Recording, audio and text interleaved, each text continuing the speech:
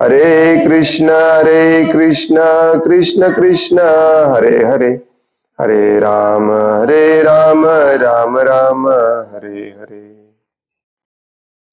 मुखं करोति वाचालं पंगुं लंघायते गिरिं यत्कृपातमहं वन्दे श्रीगुरुं दीनतारिणम्। हरे कृष्ण।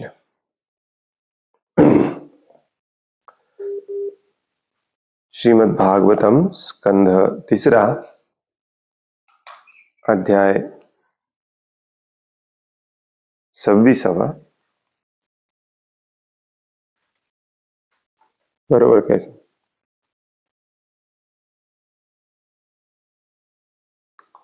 भौतिक प्रकृतीचे मूलभूत तत्वे, श्लोक नंबर 3।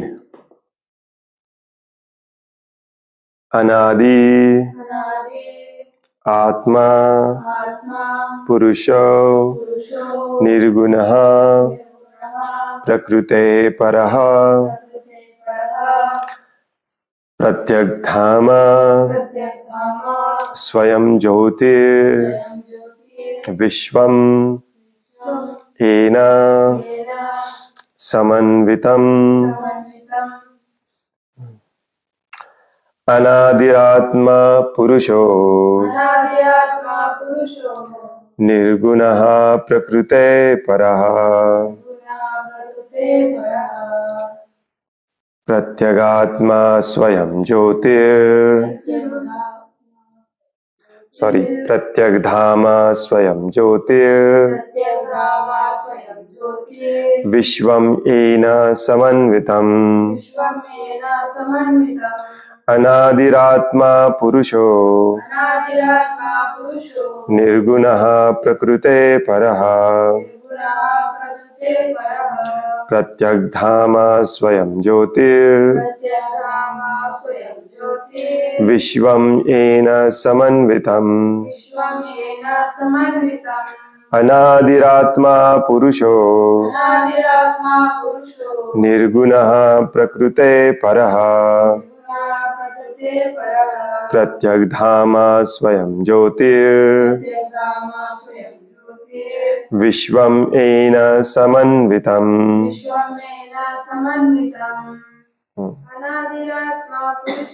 अनादिरात्मा पुरुषो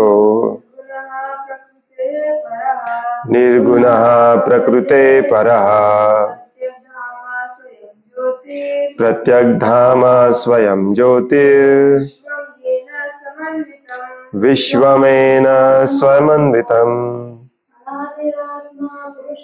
अनादिरात्मा पुरुषो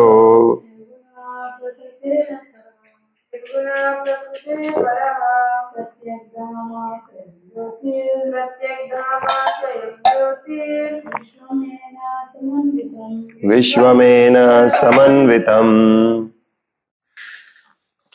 अनादि प्रारंभ रहित आत्मा परम आत्मा पुरुषः पुरुषोत्तम भगवान निर्गुणः प्राकृतिक गुणांच्या पलीकडे प्रकृते परः या भौतिक जगाच्या पलीकडे प्रत्यग्धाम सर्वत्र अनुभूती होऊ शकणारे स्वयं ज्योतिः स्वयं प्रकाशी विश्वम अखिल सृष्टी येन ज्यांच्या द्वारे समन्वितम पालन होते। भाषांतर पुरुषोत्तम श्री भगवान हेच परम आत्मा असून ते अनादि आहेत। ते प्राकृतिक गुणांच्या अतीत आणि या भौतिक विश्वाच्या अस्तित्वा पलीकडे आहेत। त्यांची अनुभूती सर्वत्र होऊ शकते कारण ते स्वयंप्रकाशी आहेत आणि त्यांच्या स्वयंप्रकाशाच्या तेजाने प्रकाशाच्या तेजाने अखिल सृष्टीचे पालन होते. अखिल सृष्टीचे पालन होते.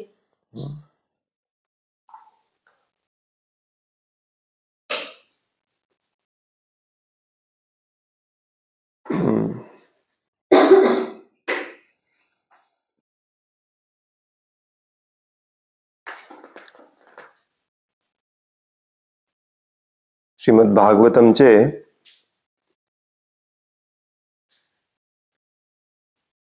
10 विषय आहेत. त्यातले पहिले जे 2 विषय आहेत, सर्ग आणि विसर्ग, प्रकृतीची निर्मिती, प्राथमिक निर्मिती आणि द्वितीय निर्मिती, हे दुसऱ्या आणि तिसऱ्या स्कंदामध्ये आपल्याला रिपीटेडली वाचायला मिळणार, रिपीटेडली श्रवण करायला मिळणार, आणि ते वेगवेगळ्या पद्धतीने सांगितलेले. ते इथे भगवान कपिलदेव देखील थोडक्यात परत एकदा सांगणार आहे. मैत्रेय ऋषींनी एकदा सांगितलं, त्याच्या आधी ब्रह्माजींनी सांगितलं.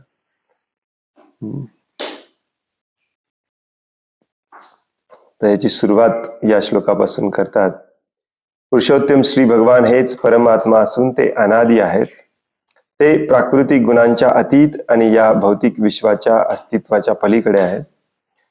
त्यांची अनुभूती सर्वत्र होऊ शकते कारण ते स्वयंप्रकाशी आहेत आणि त्यांच्या स्वयंप्रकाशाच्या तेजाने अखिल सृष्टीचे पालन होते.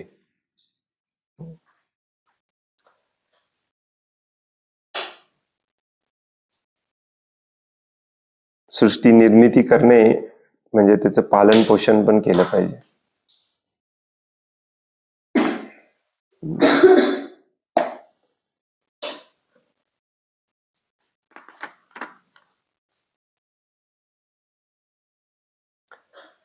तर हे वाक्य तसं बघायला गेलं तर हा जो श्लोक आहे याचं भाषांतर हे एक ओव्हरऑल काय म्हणतात त्याला, ब्लँकेट स्टेटमेंट असल्यासारखं झालं.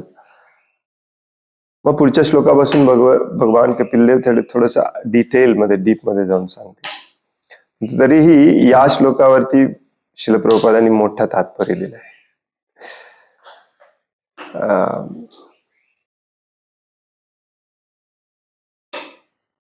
जो मेन मुद्दा आहे या श्लोकामध्ये तो म्हणजे भगवंत सर्वत्र आहेत, त्यांची अनुभूती सर्वत्र होऊ शकते. सृष्टीचं पालन पोषण तेच करत आहेत. भगवद्गीतेमध्ये पण 8, 9, 10, विशेष करून 10, 11 या 4 अध्यायामध्ये हेच सांगितलेलं आहे. आणि भगवंत त्याची उदाहरणं पण देतात आणि दाखवतात पण, आपल्याला समजावं म्हणून. आपल्याला थोडंफार याची कल्पना आहे काय काय श्लोक आहे. तात्पर्य, भगवंतांचे वर्णन येथे अनादी अर्थात प्रारंभरहित असे करण्यात आले आहे. ते पुरुष म्हणजे परम आत्मा आहेत. पुरुष म्हणजे व्यक्ती असाही अर्थ आहे. आपल्या वर्तमान अनुभवानुसार आपण जेव्हा एखाद्या मनुष्याचा विचार करतो तेव्हा त्याला प्रारंभ असतो. याचा अर्थ त्याने विशिष्ट काळी जन्म घेतलेला आहे आणि त्याला तेव्हापासूनचा इतिहासही आहे. तथापि भगवंतांचा उल्लेख येथे विशेषत्वाने अनादी किंवा प्रारंभरहित असा करण्यात आला आहे. सर्व व्यक्तींचे आपण परीक्षण केल्यास प्रत्येकाला आरंभ असल्याचे आपल्याला आढळून येईल. पण आपल्याला प्रारंभरहित व्यक्तीकडे जावायचे असल्यास एकमेव तो परमपुरुषच अनादी आहे. हीच व्याख्या ब्रह्मसंहितेत देण्यात आली आहे.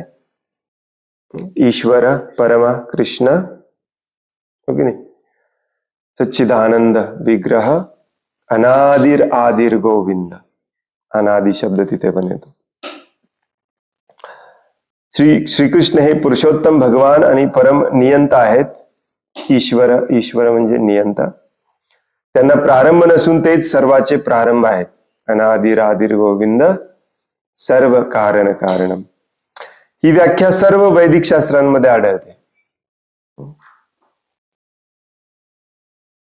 बऱ्याच वेळेला आपण चर्चा करतो की भगवंतांपासून बलरामजी विस्तारित झाले, लादिनी शक्ती श्रीमती राधाराणी विस्तारित झाल्या.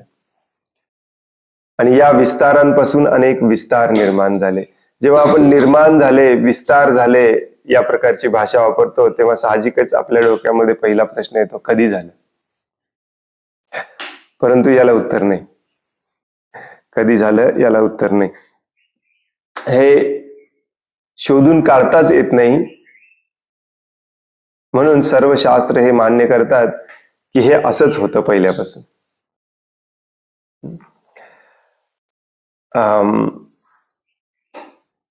भगवद्गीतेमध्ये थोडक्यात सांगितलंय, परंतु भागवतम मध्ये तर दुसऱ्या स्कंदामध्ये थोडस डिटेलमध्ये मैत्रेय ऋषी सांगतात.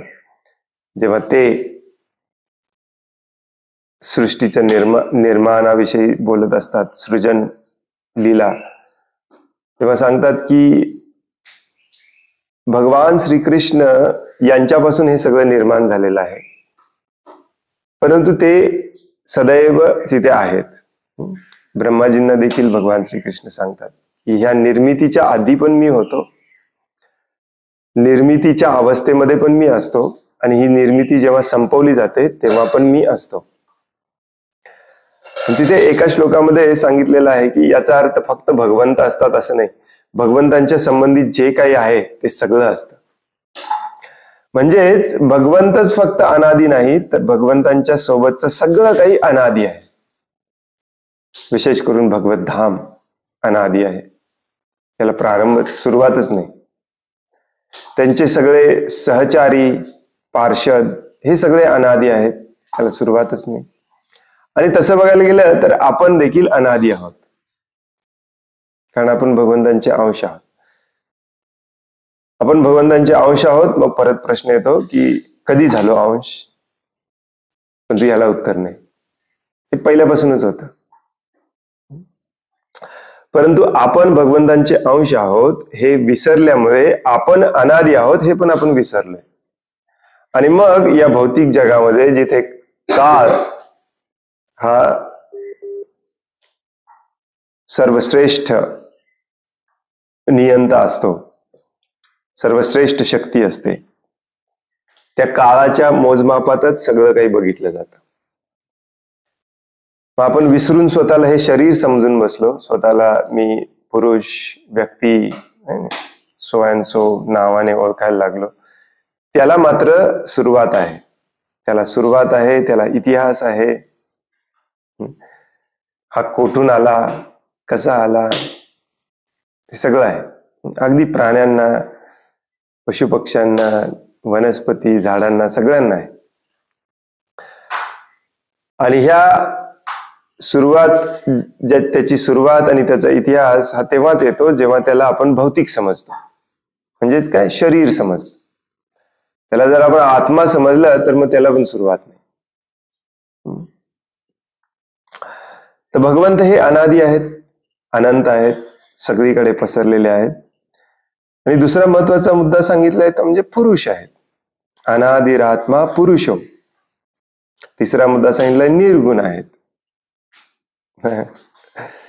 चौथा सांगितलंय प्रकृते परा, प्रकृतीच्या पलीकडचे आहे. प्रत्येक धामा म्हणजे सगळीकडे त्यांचा अनुभव होऊ शकतो. स्वयं ज्योती, त्यांना दुसऱ्या कुठल्याही शक्तीची आवश्यकता नाही. आणि विश्वम येन समन्वितम, म्हणजे विश्वाचं पालन पोषण तेच करतात. या गोष्टी ज्या आहेत त्या जेव्हा आपण समजावून घेतो तेव्हा आपण भगवंतांना समजावून घेतो, भगवंतांचं कार्य समजावून घेतो. प्रभुपाद त्याच स्पष्टीकरण देतात तात्पर्यामध्ये. अनादी सांगितलं प्रभुपादांनी. त्यानंतर पुरुष, यस, पुरुषाचा अर्थ असतो एक व्यक्ती. पुरुषचा शब्दशः अर्थ असतो जो भोग घेणारा आहे. तो साहजिकच तो व्यक्ती असला पाहिजे, त्याला आकार असला पाहिजे, स्वरूप असलं पाहिजे.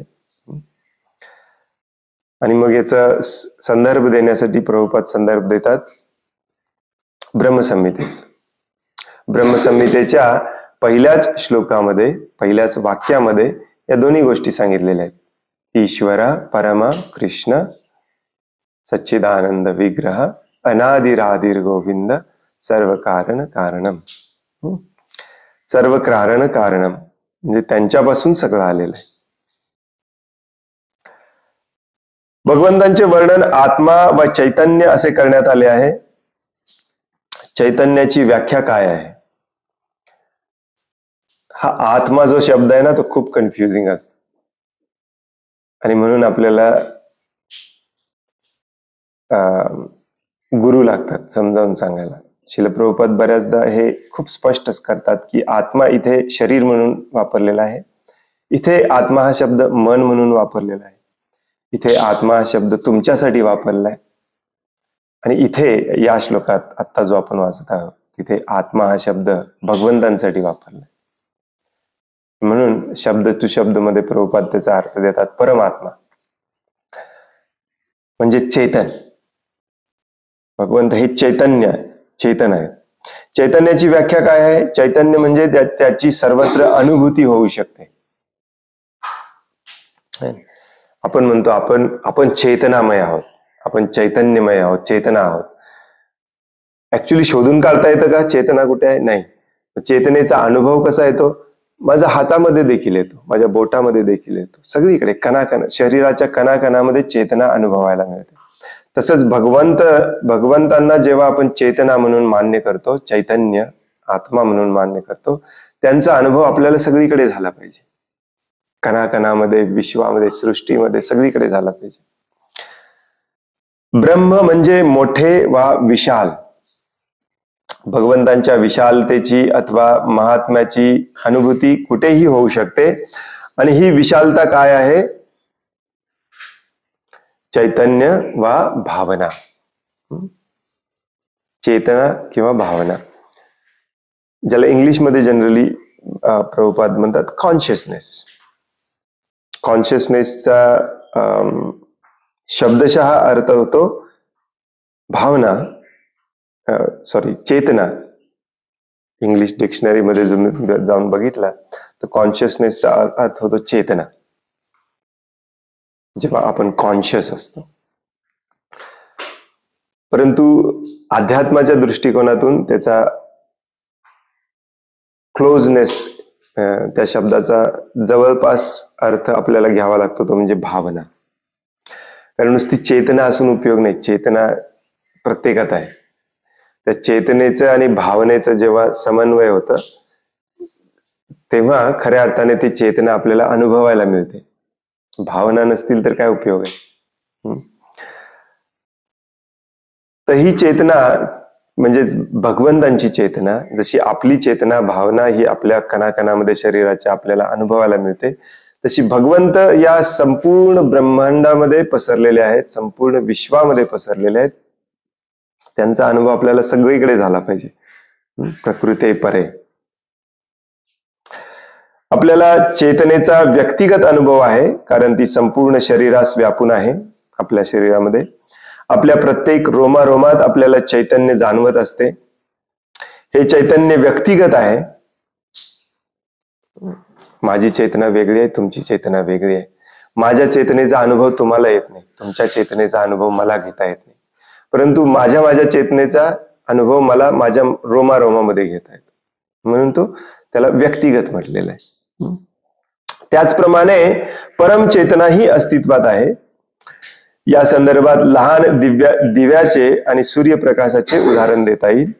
सूर्यप्रकाशाची अनुभूती सर्वत्र, अगदी खोलीमध्ये आणि आकाशातही होते, पण दिव्याच्या प्रकाशाची अनुभूती विशिष्ट मर्यादेच्या आतच होते. त्याचप्रमाणे आपल्या चेतनेची जाणीव आपल्या विशिष्ट शरीराच्या मर्यादेतच होते, पण परमचेतना किंवा परमेश्वराचे अस्तित्व सर्वत्र अनुभवता येते. भगवंत आपल्या शक्तीने सर्वत्र उपस्थित आहेत. जसं मी आजच्या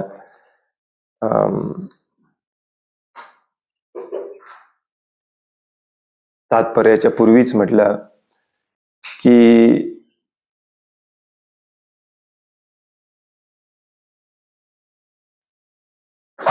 थोडस तुम्हाला अनुभव येईल की परत एकदा आपण सृष्टीची निर्मिती वाचत आहोत वेगळ्या पद्धतीने. ब्रह्माजींनी सांगितलं, मैत्रेय ऋषींनी सांगितलं, आतापर्यंत 5-6 वेळेला सृष्टीची निर्मिती कशी झाली सांगितलं. शुकदेव गोस्वामींनी सांगितलं दुसऱ्या स्कंदाच्या अगदी सुरुवातीलाच. ते एक वेगळ्याच पद्धतीने सांगितलं, आता वेगळ्या पद्धतीने सांगितलं. आणि हे थोडस बोरिंग वाटेल तुम्हाला, परंतु इंटरेस्टिंगली व्यासदेव ज्यांनी श्रीमद भागवतमची रचना केली, हे सृष्टीची रचना पहिले 3 स्कंद संपेपर्यंत ही सृष्टीची रचनाच समजावून सांगत आहेत.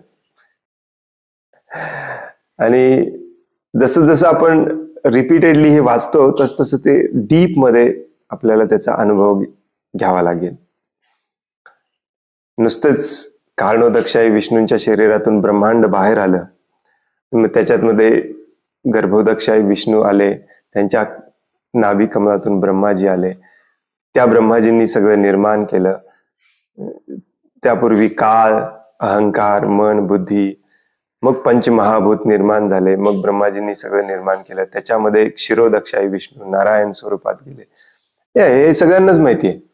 आपण भगवद्गीता वाचताना देखील याचा अभ्यास बऱ्याचदा रिपीट करतो.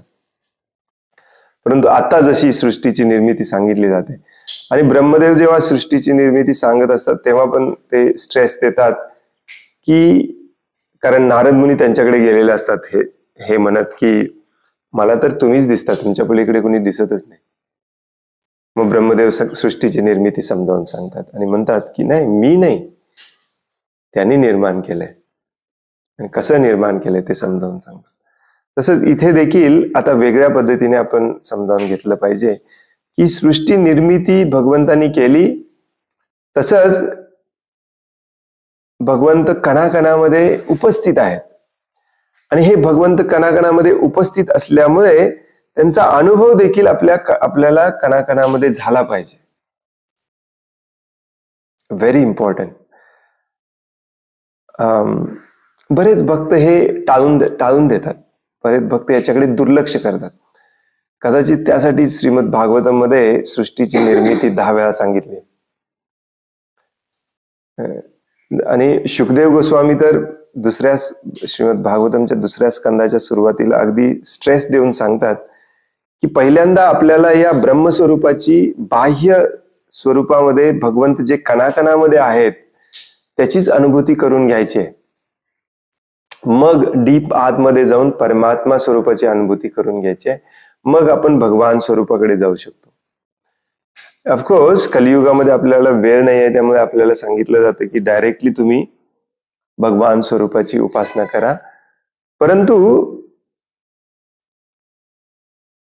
बऱ्याचदा आपण हे विसरतो की भगवान स्वरूपाची अनुभूती झाली याचा अर्थ असा नाही की भगवंतांच्या कणाकणामध्ये असलेल्या ब्रह्मस्वरूपाची उपस्थिती आपण जाणूनच घ्यायची नाही.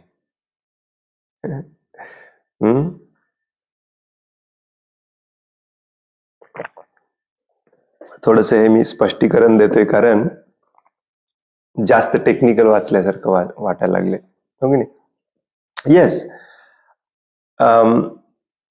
शुकदेव गोस्वामींनी देखील सांगितलं की हे पर्वत, रांगा या सगळ्या भगवंतांच्या मसल्स आहेत, हे झाडं झुडपं भगवंतांचे केस आहेत, नद्या भगवंतांच्या वाहिन्या आहेत, आर्टरीज आहेत, वरचे 7 ग्रह भगवंतांच्या शरीरात कसे बसलेले आहेत, खालचे 7 ग्रह भगवंतांच्या शरीरात कसे बसलेले आहेत, ही समाजाची रचना भगवंतांच्या शरीरामध्ये कशी बसलेली आहे. हे सगळं ऐकल्यावरती तर आपण या सगळ्याचा आदर करायला शिकलंच पाहिजे. झाडं झुडपं, नद्या, नाले, पर्वत. परंतु जनरली आपण पाहतो की कुणीच करत नाही याचा आदर. भक्त लोक देखील करत नाही. 99.9% भक्त लोक याचा आदर करत नाही. हे भगवंतांचं बाह्य स्वरूप आहे, विराट स्वरूप, किंवा ज्याला विश्वस्वरूप म्हटलं जातं. ते बऱ्याचदा रिपीटेडली सांगण्यात येतं आपल्याला भागवतम मध्ये, भगवद्गीतेमध्ये देखील आहे. आणि त्याचा जेव्हा आपण आदर करत नाही तेव्हा आपण भगवंतांचा फक्त आदर करून काही उपयोगाचं नाही. कारण ही भगवंतांच्या शरीरातून बाहेर पडलेली ही शक्ती आहे. आता या श्लोकामध्ये आपल्याला दुसऱ्या पद्धतीने समजावून सांगितलं जात आहे की ही जी चेतना आहे, भगवंत चेतनामय आहेत कारण आपण चेतनामय आहोत. सॉरी, उलट आहे ऍक्च्युली. आपण चेतनामय आहोत कारण भगवंत देखील चेतनामय आहेत. आणि या चैतन्याचा अनुभव जसा आपल्याला शरीराच्या रोमारोमामध्ये होतो आणि म्हणूनच आपण शरीराच्या प्रत्येक कानाकोपऱ्याची काळजी घेतो. कुठेही आपल्याला त्रास झाला, तंदुरुस्त नाही वाटलं तर आपण व्यथित होतो, हो की नाही? तसंच ही अखिल सृष्टी, सृष्टीचा अर्थ फक्त पृथ्वी नाही, ब्रह्मांड नाही, तर सगळी संपूर्ण प्राकृतिक भौतिक जग. ठीक आहे, आपण सगळ्याचा विचार जरी नाही केला, नुसत्या पृथ्वीचा जरी विचार केला तरी भगवंत आहेत. त्याच्या कणाकणामध्ये भगवंत आहेत आणि त्या कणाकणामध्ये असलेल्या भगवंतांचा अनुभव होणे म्हणजेच या चैतन्यमय भगवंतांच्या विराट स्वरूपाचा अनुभव होणे. तो जर होत नसेल तर भक्तीमध्ये आपल्या काहीतरी प्रॉब्लेम आहे. आपण स्वतःला भक्त म्हणून या भगवंतांच्या कणाकणामध्ये असलेल्या वास्तव्याला कसं वाटेल तसं हँडल नाही करू शकत. नद्या घाण नाही करू शकत, झाडांना अंधाधुंदपणे नाही तोडू शकत. भगवंतांच्या या पृथ्वीचं जे आवरण आहे ते भगवंतांच्या त्वचे समान आहे. त्या त्वचेला इजा पोचेल असं कुठलंही काम आपण केलं नसलं पाहिजे. आणि म्हणूनच हे आपल्याला, आणि कदाचित हेच कारण आहे की बऱ्याच जणांना या श्रीमद भागवतमच्या पहिल्या 2-3 स्कंदामध्ये इंटरेस्टच नसतो. का? कारण हे आपल्याला बदलायचं आहे आणि आपली बदलायची इच्छा नाही. आपल्याला डायरेक्टली फक्त लीला कथा ऐकायच्या आहेत. नामस्मरणाचा ढोंग करायचं, होय नाही? कल्पना करा, आपण आता जे वाचत आहोत त्याच्याकडे परत येऊया आणि ह्या वाक्यांची आता आपण जे वाचत आहोत ते वाक्य सिरियसली वाचा. काय सांगितलेलं आहे? आपल्या चेतना किंवा भावनेचा अनुभव आपल्याला व्यक्तिगत स्वरूपामध्ये येतो, शरीराच्या रोमारोमामध्ये. तसाच भगवंतांची परमचेतना ही अस्तित्वात आहे. ती या अखिल सृष्टीमध्ये कणाकणामध्ये आपल्याला अनुभवायला मिळाली पाहिजे. जसा दिव्याचा प्रकाश तेवढ्याच एरियामध्ये असतो, परंतु सूर्यप्रकाश सगळीकडे असतो, सगळीकडे त्याचा अनुभव घेता येतो.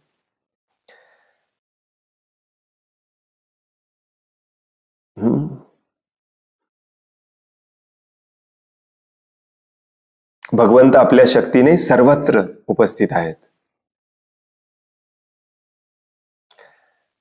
मग याचा अनुभव येणे म्हणजे काय? ऑफकोर्स उद्या जेव्हा आपण हे पाणी पाहतो किंवा ही नदी पाहतो किंवा हे झाडं झुडप, भगवंत बघायला शिकलं पाहिजे आपण या सगळ्यामध्ये.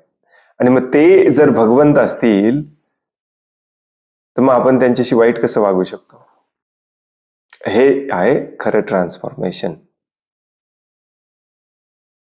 आणि हे ट्रान्सफॉर्मेशनला काय म्हणायचं? हा आहे आपल्यात करून आपल्याला करायचा खरा बदल. आणि हा बदल जर होत नसेल तर जे काही आपण करतोय तो फक्त भक्तीचा ढोंग आहे. हे बऱ्याच जणांना हे लवकर लक्षात येत नाही ऍक्च्युली. मग असेही काही लोक आहेत जे फक्त यालाच मानतात परंतु भगवानला मानत नाहीत.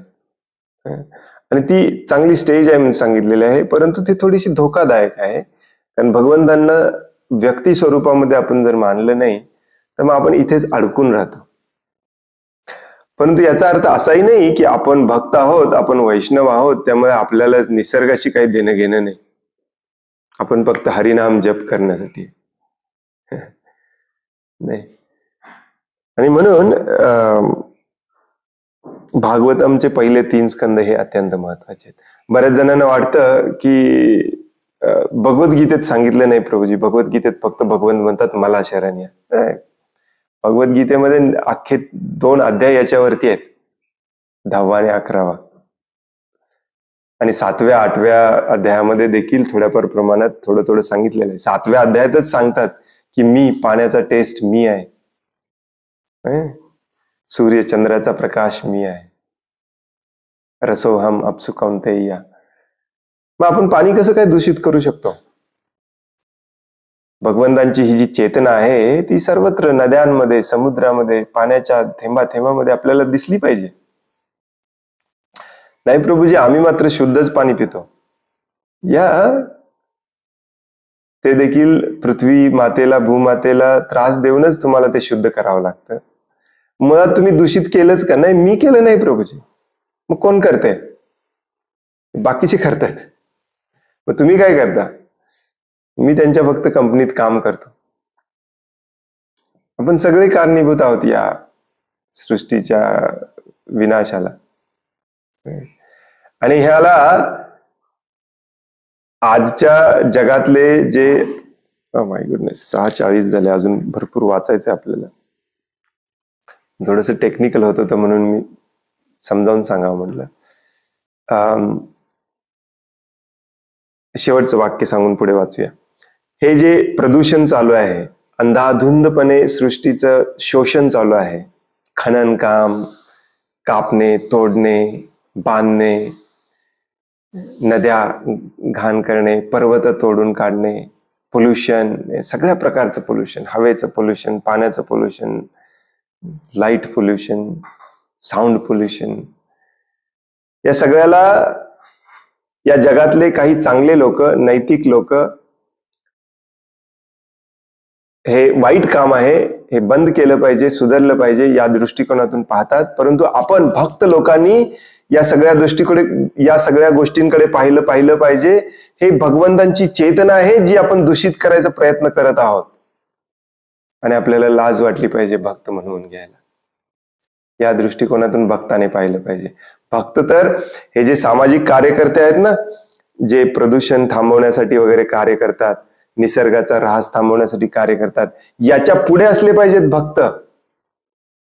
कारण भक्ताला तर त्याच्याही पुढे जाऊन माहिती आहे की अरे बापरे, ही भगवंतांची चेतना आहे, भगवान स्वतः आहेत. परंतु कुठे आहेत बघा भक्त? भक्त सगळ्यात मागे आहेत.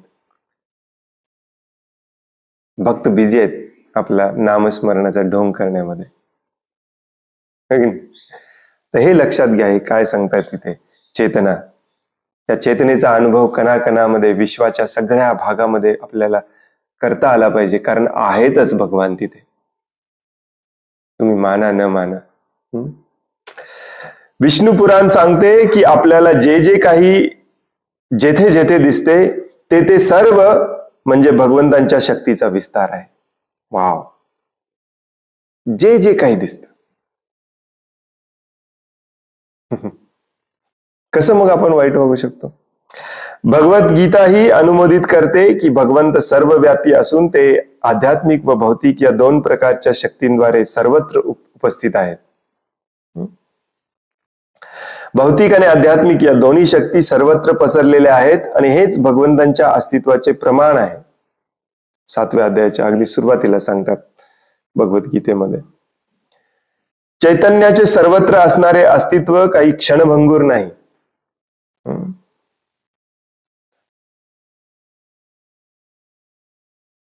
ते प्रारंभरहित आहे आणि म्हणूनच त्याला अंतही नाही.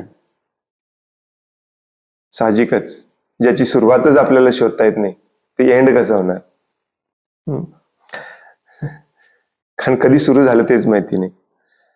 भौतिक मिश्रणाच्या विशिष्ट अवस्थेत चेतनेचा विकास होतो, या मत प्रणालीला येथे स्वीकार करण्यात आलेला नाही.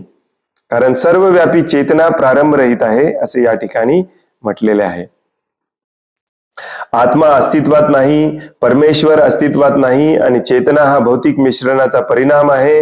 या भौतिकवादी किंवा नास्तिकवादी मत प्रणालीचा मुळीच स्वीकार करता येत नाही. शास्त्रामध्ये अशी बरीच श्लोक आहेत. पदार्थ अनादि नाही. पदार्थ म्हणजे मॅटर. जे पंचमहाभूताच्या स्वरूपामध्ये आपल्याला दिसतं ते तयार केलं जातं आणि नष्ट केलं जातं. त्यामुळे या पंचमहाभूतांना एकत्र आणून चेतना निर्माण करू शकत नाही आपण. चेतना ही तर अनादि अनंतच आहे. त्याच्या विशिष्ट काळी प्रारंभ होतो. या ऐहिक देहाला जसा प्रारंभ आहे तसाच वैश्विक देहालाही प्रारंभ आहे. आणि आपल्या प्राकृतिक देहाचा प्रारंभ जसा आत्म्याच्या आधारावर झालेला आहे तसाच अखिल वैश्विक देहाचा प्रारंभ परम आत्म्याच्या आधारावर झालेला आहे. पदार्थ एकत्र येतात, मॅटर एकत्र येतात आणि त्याच्यामध्ये जेव्हा आत्मा मिक्स होतो तेव्हा ते शरीर बनतं. त्याच्या आधी ते शरीर बनत नाही. शास्त्रज्ञ लोकांचा खूप प्रयत्न चालू आहे विदाऊट आत्मा शरीर तयार करण्याचा, पण ते कधी होणार नाही.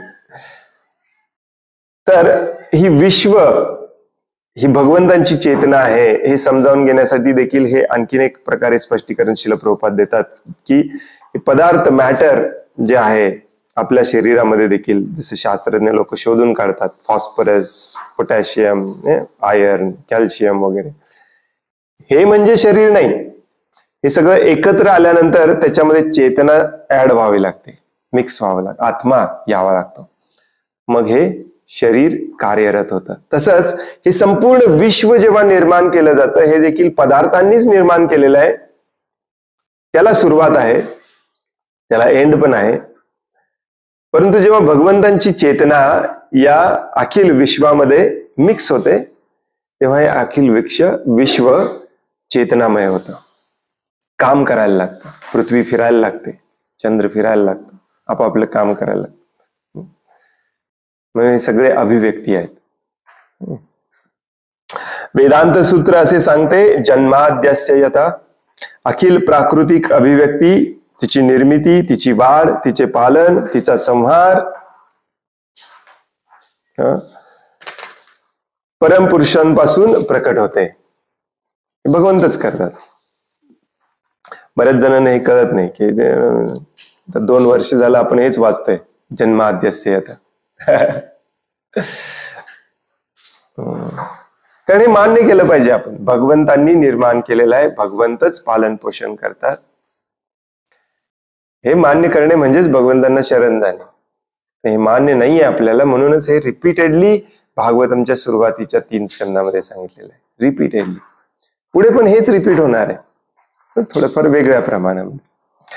भगवद्गीतेत ही भगवंत म्हणतात, मीच प्रत्येक वस्तूचा प्रारंभ आणि प्रत्येक वस्तूच्या जन्माचे उगमस्थान आहे.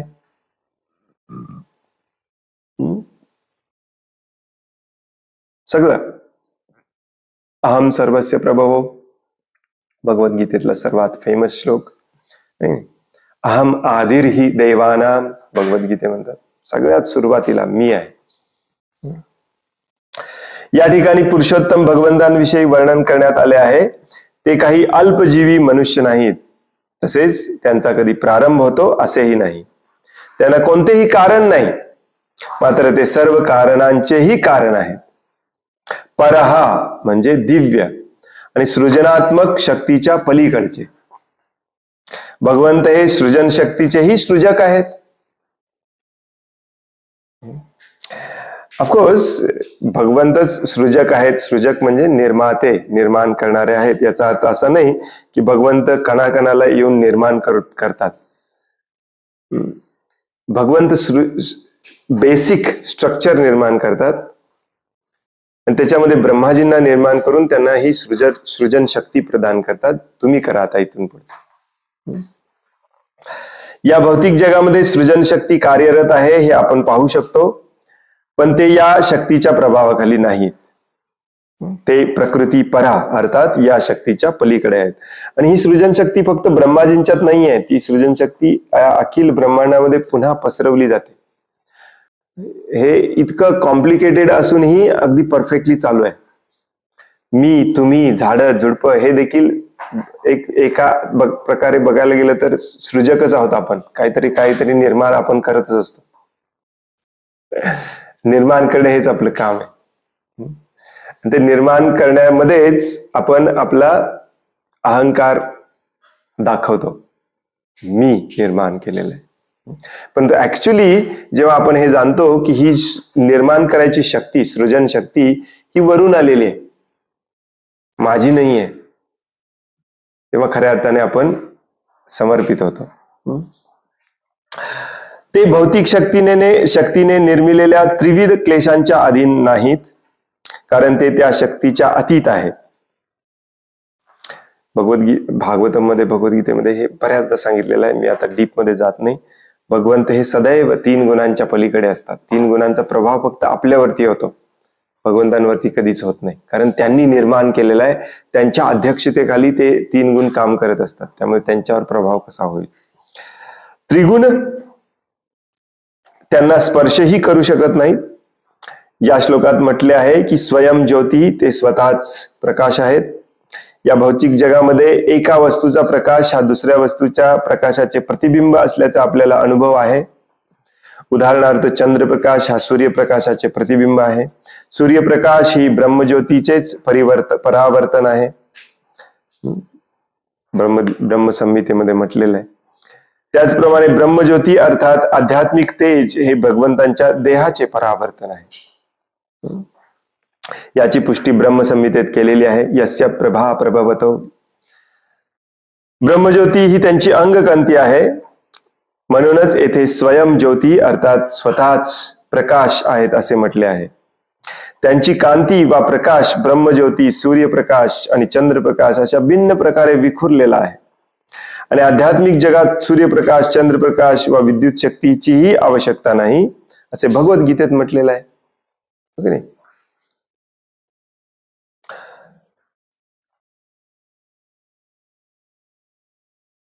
कुठला श्लोक? न शशांक न पावका.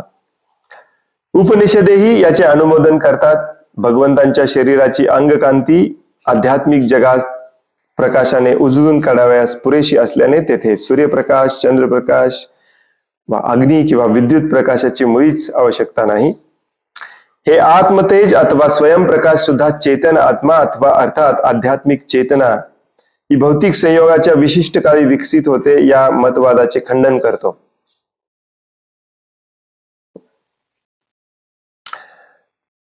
भौतिक संयोगाच्या विशिष्ट काळी म्हणजे भौतिक गोष्टी सगळ्या मिक्स करून जीव तयार होतो असं शास्त्रज्ञांना वाटतं. चुकीचं आहे. स्वयंज्योती हा शब्द सुचवितो की त्या प्रकाशामध्ये कोणत्याही ऐहिकतेची किंवा ऐहिक प्रक्रियेची किंचितही छटा नसते. भौतिक गोष्टीचा त्यात लवलेशच नाही. त्यामुळे भौतिक गोष्टीच्या ज्या त्रुटी आहेत त्या त्याच्यामध्ये कधीच नसतात. कोणतीही भौतिक गोष्ट भगवद्गीतेमध्ये पण सांगितलंय, भागवतामध्ये पण सांगितलंय, कोणतीही भौतिक गोष्ट असू दे, ती व्यक्ती असू दे, पदार्थ असू दे, काही असो, कल्पना असो, काही असो, गोष्ट असो, ती 6 स्टेजेस मधून जाते. निर्माण होते, वाढते, आहे तशी राहते, काही गोष्टी स्वतः निर्माण करते, मग क्षीण होते आणि संपते. परंतु हे भौतिक दोष किंवा ही भौतिकता आध्यात्मिक गोष्टींमध्ये कधीही नसते. तो ती ब्रह्मज्योती असो, भगवंतांचं अस्तित्व असो, ते इथे असो तिथे असतो, या 6 गोष्टी त्याला लागू होत नाही. भगवंतांचे तेज सर्वत्र असल्यामुळेच ते सर्वव्यापी असल्याची संकल्पना येथे निश्चितपणे सांगण्यात आलेली आहे. सूर्य एकाच स्थानी स्थित असला तरी त्याचा प्रकाश लक्षावधी योजनांपर्यंत सर्व दिशांना पसरलेला आहे, हे आपण पाहतो. हा आपला नित्याचा अनुभव आहे, रोज याचा अनुभव घेतो. त्याचप्रमाणे परमप्रकाश जरी त्यांच्या वैकुंठ किंवा वृंदावन या व्यक्तिगत धामामध्ये स्थित असला तरी तो केवळ आध्यात्मिक जगातच नव्हे तर त्याच्या पलीकडेही विखुरलेला आहे. भौतिक जगातही तोच प्रकाश सूर्य परावर्तित करतो आणि चंद्राद्वारे सूर्यप्रकाश परावर्तित केला जातो. सगळं काही भगवंतांच्या या प्रकाशामध्येच आहे, ज्याला ब्रह्मज्योती म्हटलं जातं. हा प्रकाश भौतिक जगाच्या बॉर्डर पर्यंत येऊपर्यंत पाहू शकतो आपण, परंतु भौतिक जगामध्ये हा प्रकाश दिसत नाही. हा फक्त शक्ती स्वरूपामध्ये दिसतो, याचं रूपांतर शक्तीमध्ये होतं. मग इथे पण प्रकाश पाहिजे, मग त्या प्रकाशाचं ते रूपांतर सूर्यप्रकाशामध्ये केलं जातं, चंद्रप्रकाशामध्ये केलं जातं, अग्नीमध्ये केलं जातं, विद्युत प्रकाशामध्ये केलं जातं. तसंच हे पदार्थ, आपण, आपली चेतना, हे सगळं काही त्याच त्या ब्रह्मज्योतीमध्येच आहे. तीच शक्ती आहे, तीच अशी पसरलेली असते.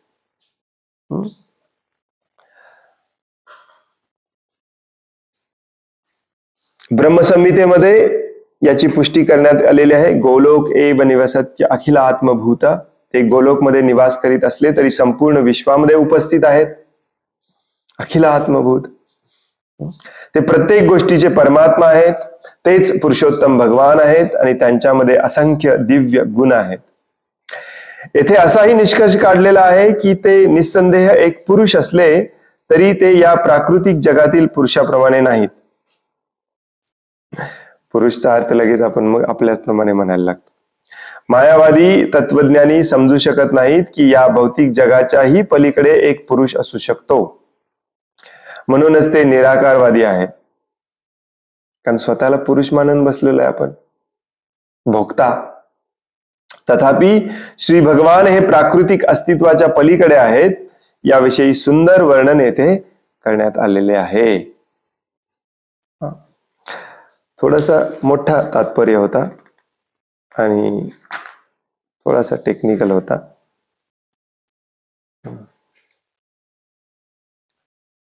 परंतु हे सगळं वाचण्याचा उद्देश हा असतो की ही महत्ता भगवंतांची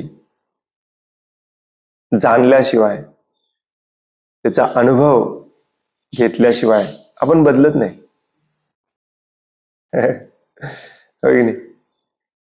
पण हे सगळं जाणून वाचून देखील बदलत नाही. म्हणून हे रिपीट केलं जातं की भगवान किती महान आहे. आणि भगवान किती महान आहेत हे सांगताना या गोष्टी सदैव रिपीट केल्या जातात की ते अनादि आहेत, अजन्म आहेत, स्वयंप्रकाशी आहेत, कणाकणामध्ये पसरलेले, सर्व व्यापी आहेत, सगळं माहीत असलेले, चित्त, सर्व ज्ञानी आहेत.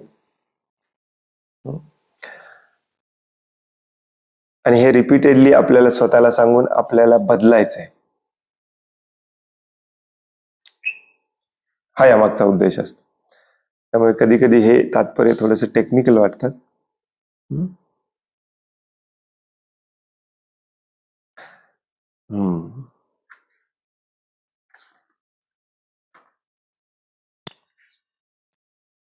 हरे कृष्ण.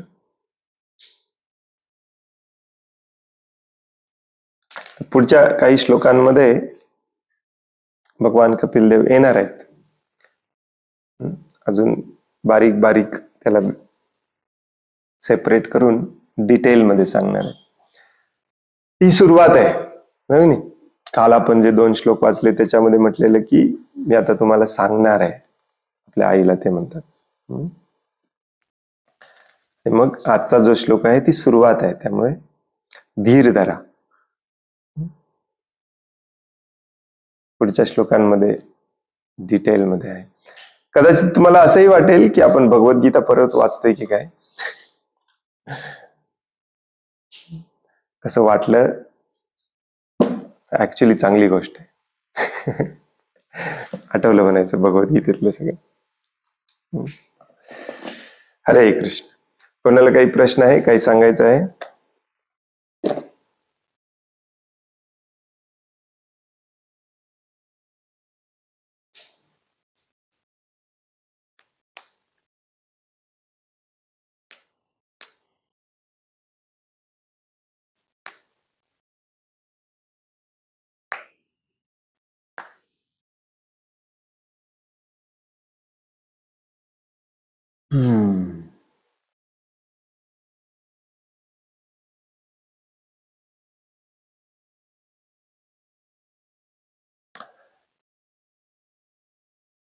हरि बोल. खूप खूप धन्यवाद.